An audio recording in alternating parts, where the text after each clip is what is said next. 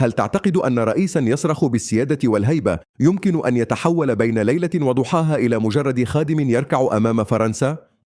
تبون الرئيس الجزائري الذي ملأ رؤوس الجزائريين بشعارات القوة الإقليمية وعدم الرضوخ لم يتردد في الركض نحو باريس، راكعا متوسلا رضاها، وكأن كل خطاباته كانت مجرد مسرحية.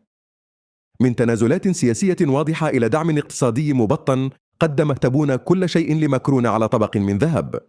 العدو التقليدي فرنسا أصبح فجأة الأم الحنون التي لا يستغني عنها.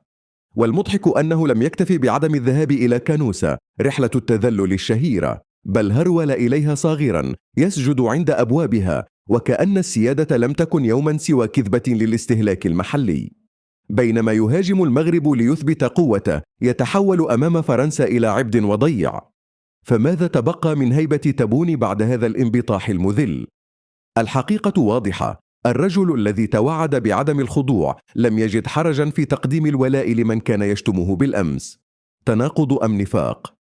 هذا الفيديو ليس مجرد نقد، بل دعوة للتفكير. هل الشعارات التي نسمعها يوميا تبنى على أرض الواقع، أم أنها مجرد أقنعة تخفي الحقيقة؟